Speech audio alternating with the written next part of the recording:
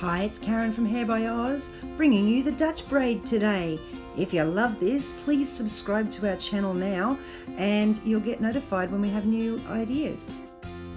So, again with the basic braid or the Dutch braid, you always start with a triangle section at the top.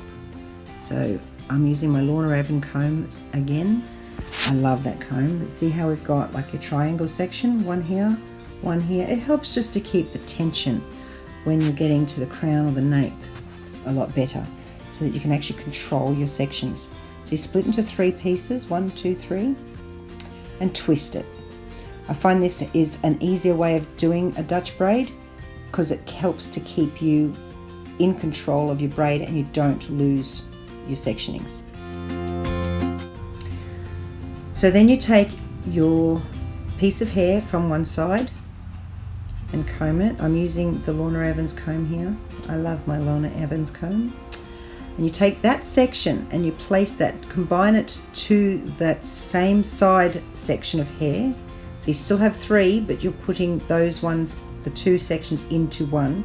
And you take the middle section and pull it over the same side. And again, we take section,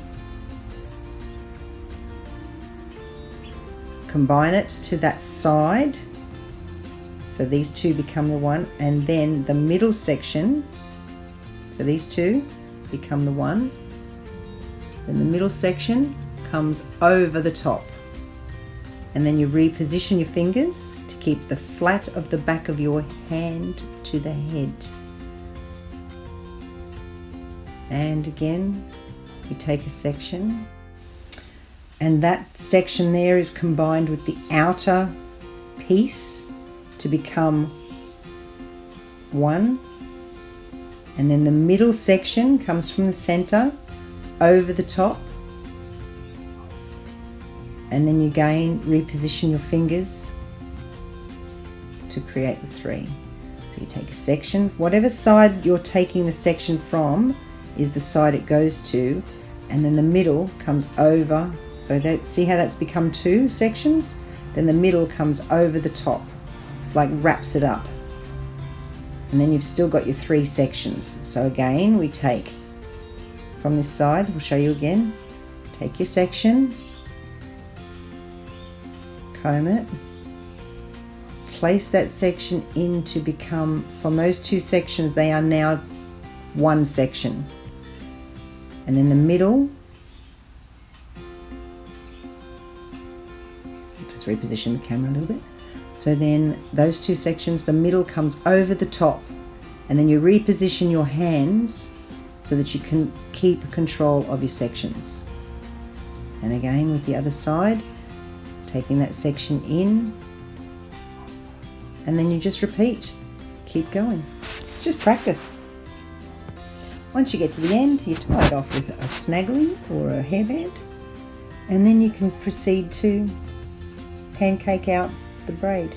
I like doing these. You can make them as big or as little as you want, just depending on how much you pull it. I am doing these as basic braids, so I'm not pulling. If you want those really nice big boho braids, you need to pull it up a little bit before you get to this section. If you tie them off, sometimes it can take a little bit too hard when you get up to the top to pull them out. That's why I just wanted a little bit of a pull this time, just to make it a little bit bigger, a little bit fresher for you. And then again, I'll just wrap this up into a little bit of a bun, but keeping that section nice and tight. They can either be as tidy and tiny or as big and thick as you want, and then you just secure these in with 2 bobby pins. I am dressing this up with a little bit with flowers for you so that it looks a little bit pretty.